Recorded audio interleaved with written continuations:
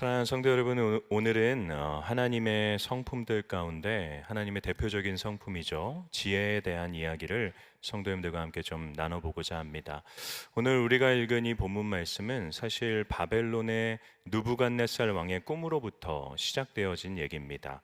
바벨론의 왕이었던 느부갓네살이 꿈을 꿔요. 근데 그 꿈이 불길했던 것 같습니다. 그래서 그 꿈의 내용이 뭐지? 그 꿈을 어떻게 해석해야 되지? 하면서 고민을 하다가 이 자신의 나라 전역에 있는 지혜자들을 왕궁으로 불러 모읍니다.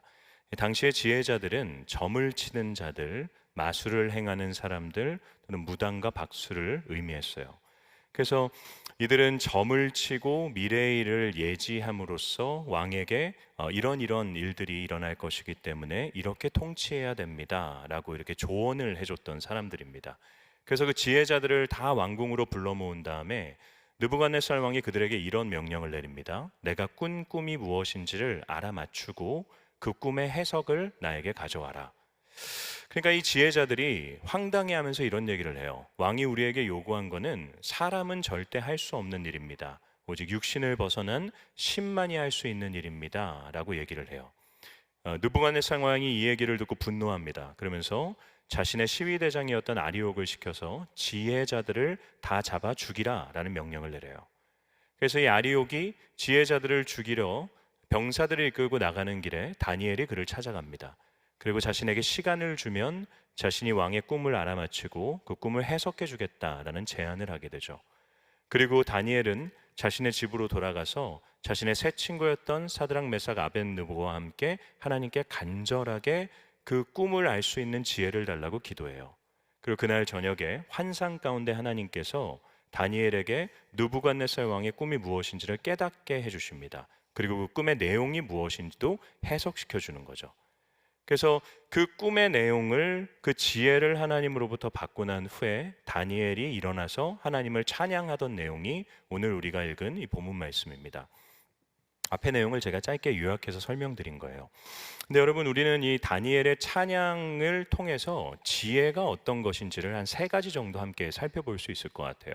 먼저 첫 번째를 우리가 생각해 봐야 될 건 20절에서 21절 말씀에 등장합니다. 다시 한번 읽어보겠습니다. 시작. 다니엘이 다니엘이 말하여 말하여 이르되 이르되 영원부터 영원까지 하나님의 이름을 찬송할 것은 지혜와 능력이 그에게 있음이로다. 그는 때와 계절을 바꾸시며 왕들을 패하시고 왕들을 세우시며 지혜자에게 지혜를 주시고 총명한 자에게 지식을 주시는도다. 여러분, 다니엘이 영원부터 영원까지 하나님을 찬양한다고 하는데 그 이유가 무엇 때문이라고 합니까? 하나님께 지혜가 있기 때문이고 그분이 지혜자들에게 지혜를 주시기 때문이다라고 얘기하죠. 그래서 우리가 이 지혜에 대해서 첫 번째 기억해야 될 것은 무엇이냐면 지혜는 하나님께서 주시는 것이고 오직 그분의 것이고 하나님만이 주실 수 있다라는 것입니다. 여러분, 이런 관점에서 생각해 보면 당시에 바벨론의 지혜자들이라고 불렸던 이 박수무당들과 점쟁이들과 마술사들은 지혜자가 아니라고 할 수 있어요. 왜요? 그들은 지혜를 주시는 분이신 하나님을 누군지 알지 못하는 자들이었기 때문이죠. 그래서 잠언 9장 10절 말씀에서는 우리에게 지혜에 대해 이런 교훈을 줍니다. 우리 함께 읽어보겠습니다. 시작. 여호와를 경외하는 것이 지혜의 근본이요 거룩하신 자를 아는 것이 명철이니라.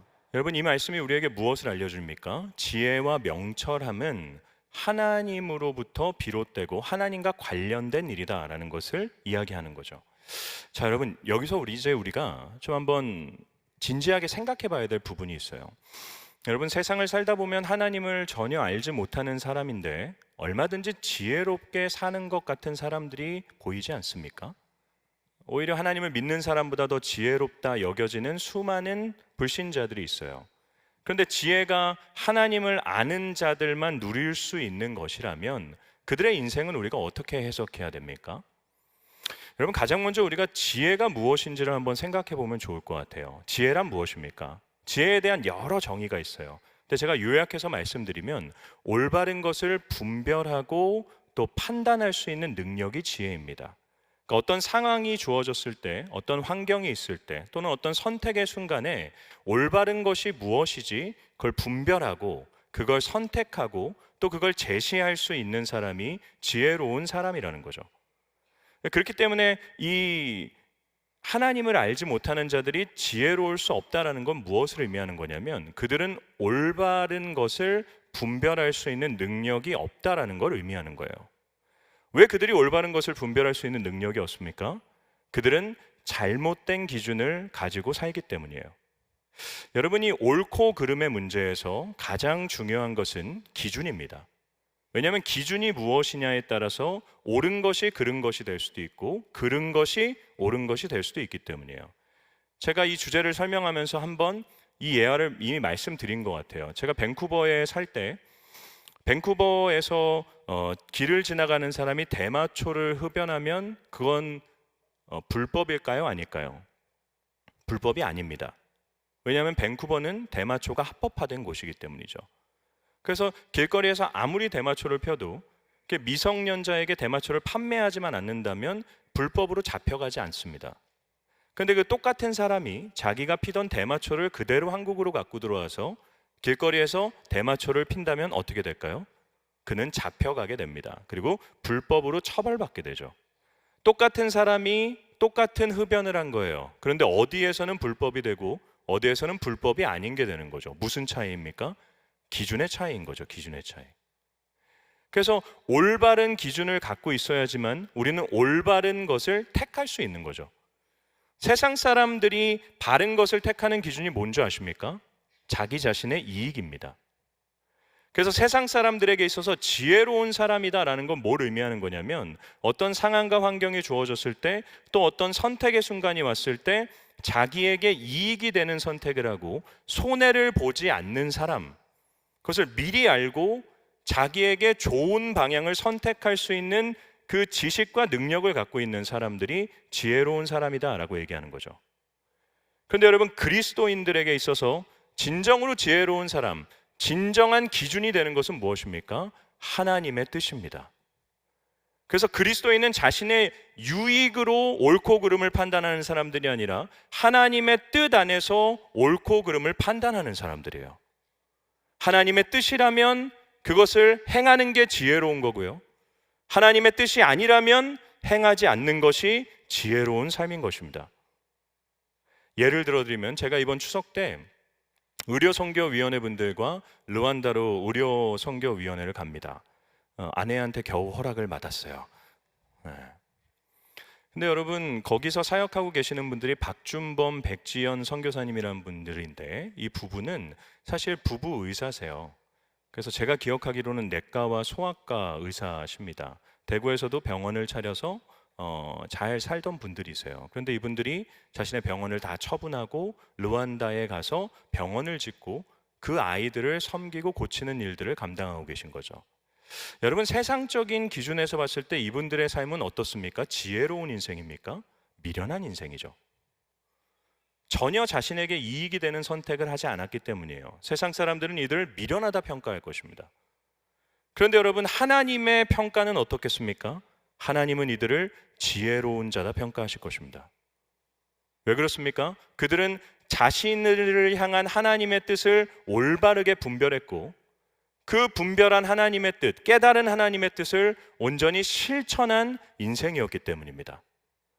그래서 예수님이 마태복음 7장 24절 말씀에서 지혜로운 사람이 누군지를 이렇게 얘기하십니다. 함께 읽어보겠습니다.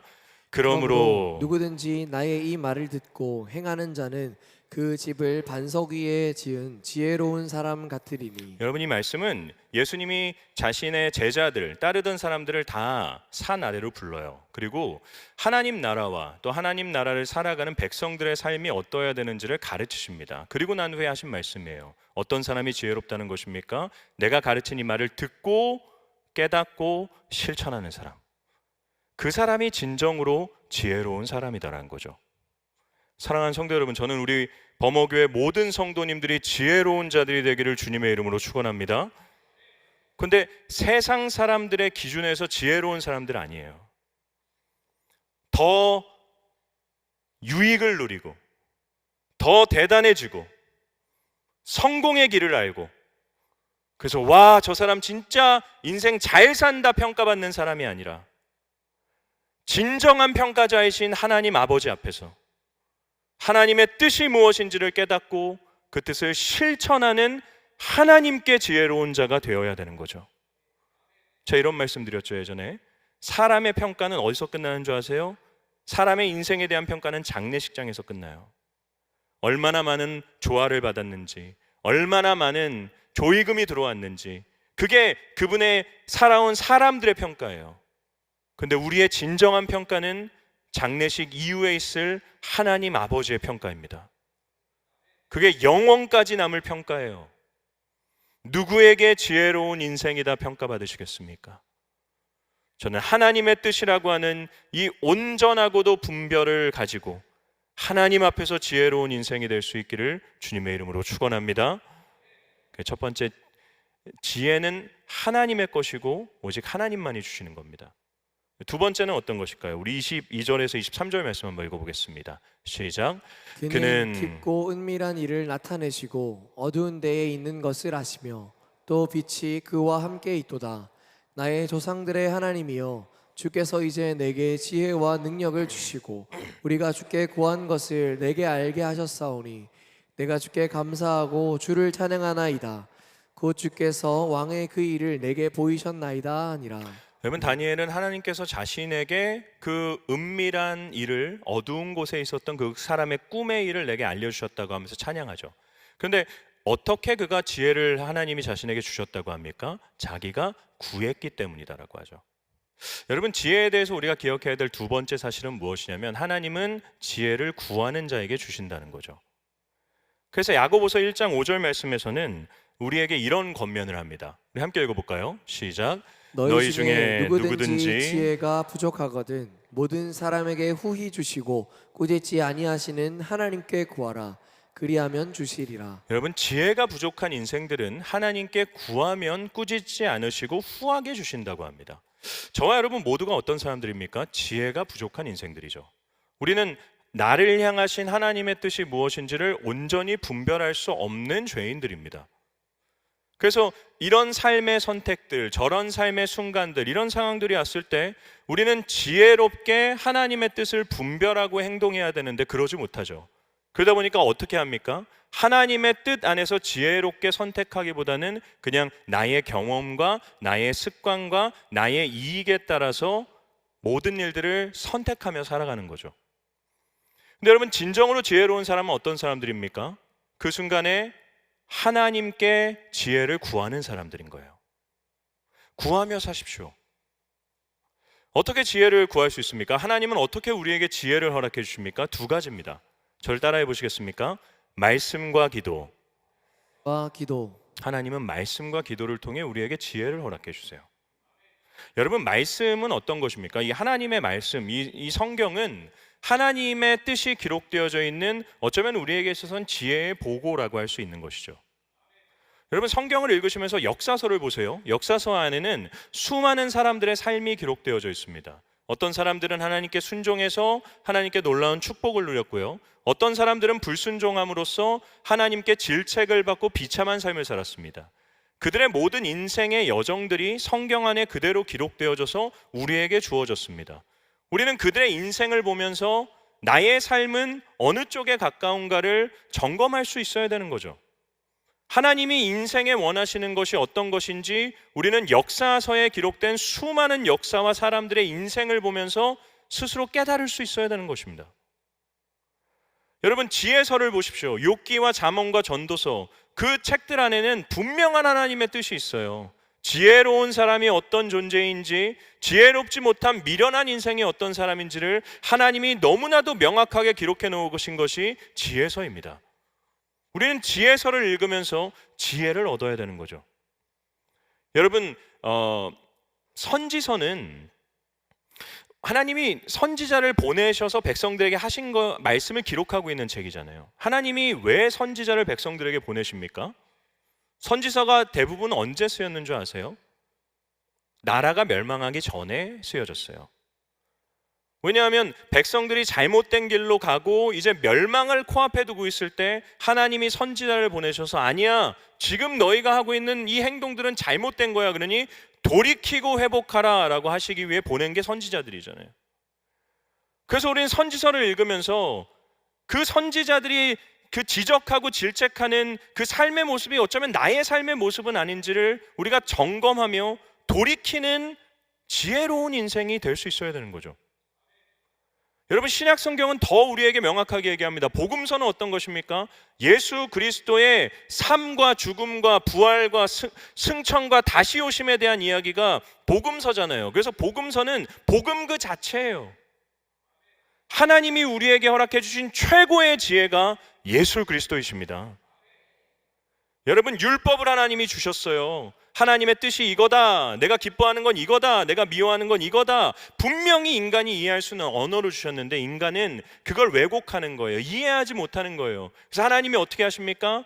하나님이 인간이 돼서 이 땅에 오세요. 그리고 인간으로서 하나님은 이 땅에서 자신의 뜻이 무엇인지를 사람들에게 끊임없이 이야기하시고, 자신의 삶을 통해서 하나님이 진정으로 기뻐하시는 인간의 모습이 무엇인지를 우리에게 드러내 보여주시는 거예요. 그래서 복음서에 기록되어진 예수님의 말씀과 예수님의 모든 삶은 하나님의 뜻, 지혜인 것입니다. 서신서는 어떤 것입니까? 그분의 다시 오심을 기다리는 그리스도인들이 어떠한 삶을 통해서 하나님께 영광을 올려드려야 되는지, 어떻게 기다리는 인생을 살아야 되는지를 우리에게 깨닫게 해주시는 그 하나님의 뜻이 기록되어 있는 지혜인 것입니다. 그래서 여러분, 우리는 이 말씀 안에 기록되어져 있는 하나님의 우리를 향하신 뜻인 지혜를 날마다 채워 넣을 수 있어야 돼요. 여러분, 어떤 불안 가운데 계십니까? 상황과 선택의 순간이 있으십니까? 여러분, 어찌해야 될지를 알지 못해서 갈팡질팡하고 계십니까? 하나님의 말씀 앞에 서십시오. 하나님은 반드시 이 말씀을 통해 여러분에게 지혜를 허락하실 것입니다. 또한 여러분, 기도해야 되죠. 기도. 예수님이 기도를 가르치시면서 뭐라고 말씀하십니까? 하나님 아버지의 뜻, 하늘에서 이루어진 하나님의 뜻이 이 땅 가운데서 나를 통해 이루어지는 것이 기도다라고 말씀하세요. 그래서 기도는 어떤 시간입니까? 나의 뜻을 하나님께 관철시키는 시간이 아니라 하나님의 뜻에 내가 굴복당하는 시간이죠. 그래서 기도하는 시간에 그리스도인은 지혜로워지는 거예요.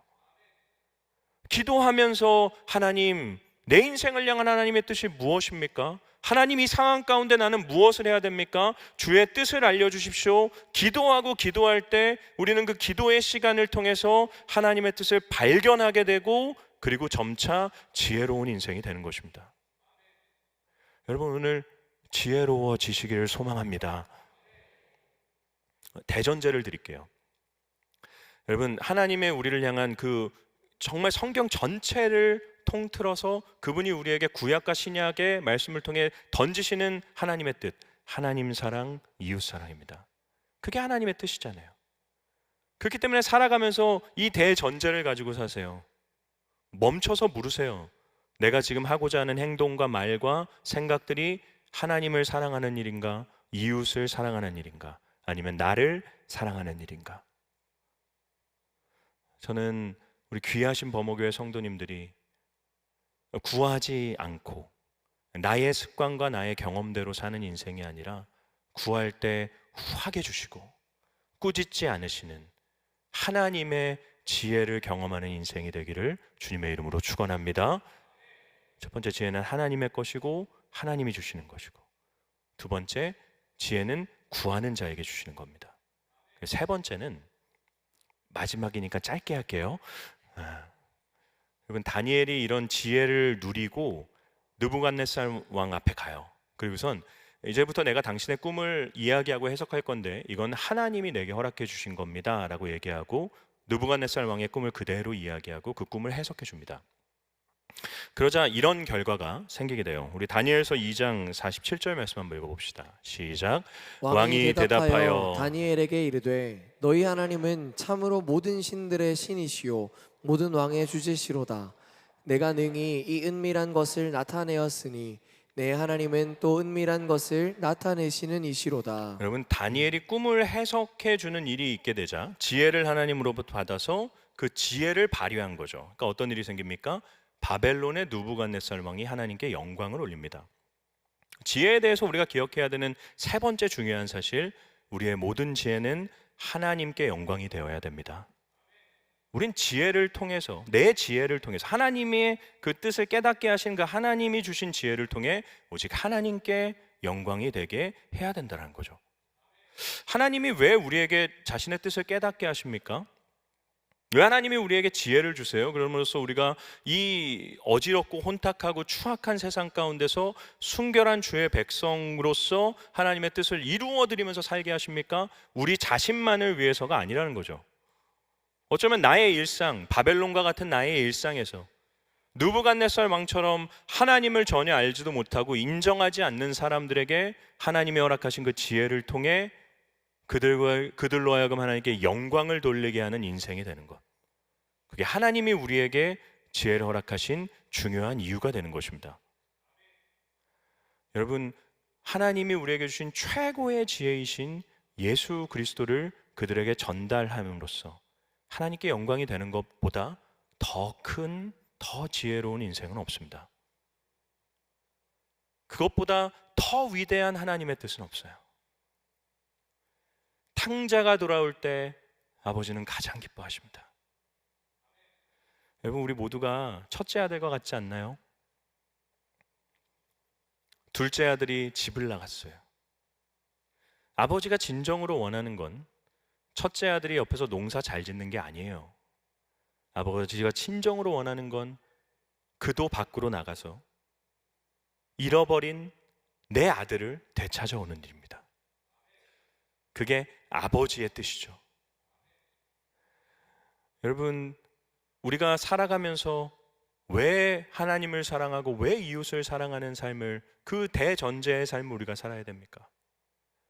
왜 하나님께서 우리에게 다니엘처럼 나의 뜻으로 깨달을 수 없는 예수 그리스도라고 하는 그 놀라운 지혜를 깨닫게 해주셨습니까? 그걸 통해 하나님은 영광 받기를 원하십니다.